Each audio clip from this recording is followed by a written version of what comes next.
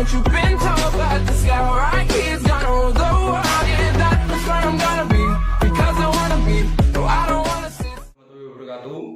Perkenalkan, nama saya Muhammad Yudi Kurnianto. Saya dari kelas 2C dengan NIM 112091130130158. Warahmatullahi wabarakatuh. Waalaikumsalam BNPB.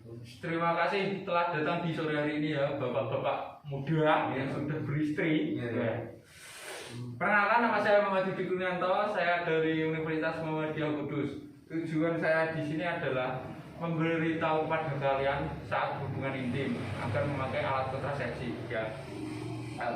Di sini terdapat jenis-jenis metode KB pasca persalinan. Yang pertama mal, kondom, AKDL, tubektomi, vasektomi, pil, injeksi, implan. Ya Pak ya. Jenis metode KB pasca persalinan. Non hormonal, 1 metode apnor laktasi, 2 kondom, 3 alat kontrasepsi dalam rahim, 4 kontrasepsi mantap atau tubektomi dan vasektomi. Hormonal, 1 progestin, pil, injeksi dan implan, 2 kombinasi pil dan injeksi. Metode amenorrhea laktasi. Yang pertama, metode amenorrhea laktasi itu sendiri adalah kontrasepsi yang mengandalkan pemberian air susu ibu ASI secara eksklusif, artinya hanya diberikan ASI tanpa tambahan makanan atau minuman apapun lainnya. Yang kedua, syarat untuk dapat menggunakan menyusui secara penuh lebih efektif bila pemberian lebih dari 8 kali. Yang ketiga, cara kerja penundaan penekanan ovulasi. Yang keempat, efek samping tidak ada. Keuntungan metode amenorrhea laktasi mal itu sendiri adalah 1, keuntungan kontrasepsi efektivitas tinggi, secara efektif, tidak mengganggu, tidak ada efek, tidak perlu pengawasan medis, tidak perlu obat atau alat, dan tidak ada biaya. Keuntungan non kontrasepsi untuk bayi adalah mendapat kekebalan pasif, sumber asupan gizi yang terbaik, terhindar dari keterpaparan terhadap kontaminasi dari air susu atau lainnya. Untuk ibu, mengurangi pendarahan pasca persalinan, mengurangi risiko anemia, meningkatkan hubungan psikologi ibu dan bayi. Keterbatasan metode amenorrhea laktasi itu sendiri atau mal, perlu persiapan sejak perawatan kehamilan agar segera menyusui dalam 30 menit pasca persalinan. Yang kedua, mungkin sulit dilaksanakan karena kondisi sosial. Yang ketiga, efektivitas tinggi hanya sampai kembalinya haid atau sampai dengan 6 bulan. Tidak melindungi terhadap IMS termasuk virus hepatitis B atau HBV dan HIV atau AIDS. Kondom merupakan selubung atau sarung karet sebagai salah satu metode kontrasepsi atau alat untuk mencegah kehamilan.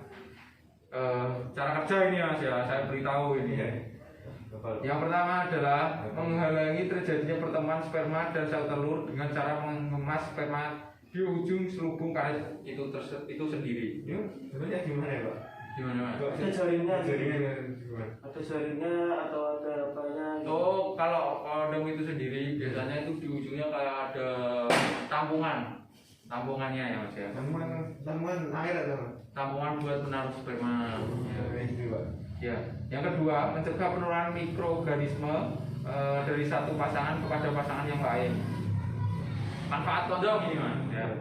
Manfaat kontrasepsi lebih efektif, tidak mengganggu produksi ASI, tidak mengganggu kesehatan kalian, tidak mempunyai pengaruh sistematik, murah dan dapat dibeli secara umum.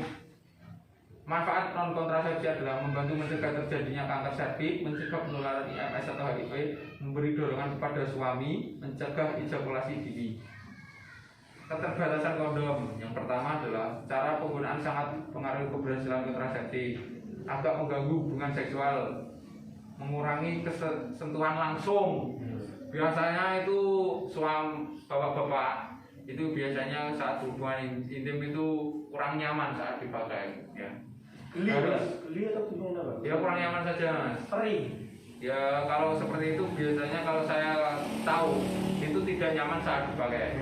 Mengganggu ya? Iya. Udah pernah ya? Nggak tahu, nggak pernah.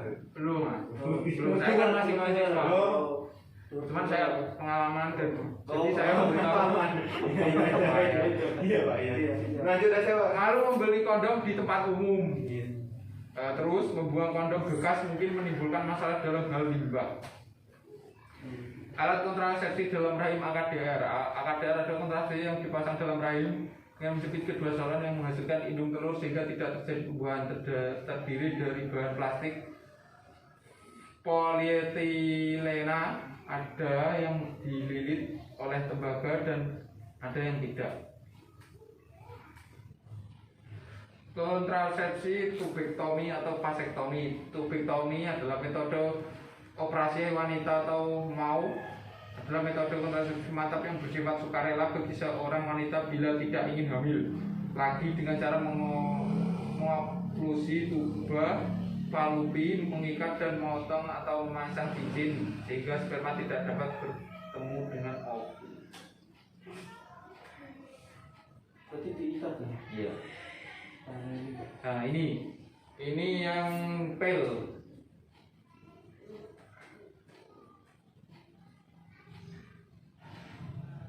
Pil progestin, keuntungannya adalah efektif setiap hari, tidak perlu digunakan pemeriksaan panggul, tidak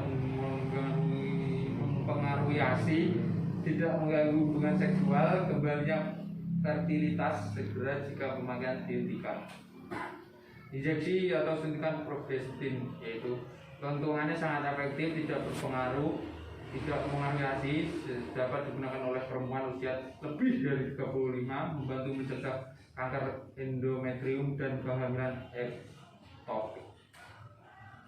Implan adalah alat kontrasepsi bawah kulit yang mengandung progestin yang dibungkus dalam kapsul silastik silikon polimetri. Keuntungannya adalah sangat efektif, tidak mempengaruhi ASI, bebas dari pengaruh estrogen, tidak mengganggu kegiatan sperma. Keterbatasan kontrasepsi implan membutuhkan tindak pembedahan minor untuk insersi dan pencabutan, tidak mencegah infeksi menular seksual. Selain tidak dapat menghentikan sendiri pemakaian kontrasepsi, efektivitas menurun bila menggunakan obat tuberkulosis. Oh, terima kasih. Sebelum saya tutup, apakah ada pertanyaan bapak-bapak muda ini? Terima kasih. Assalamualaikum warahmatullahi wabarakatuh. Waalaikumsalam warahmatullahi wabarakatuh.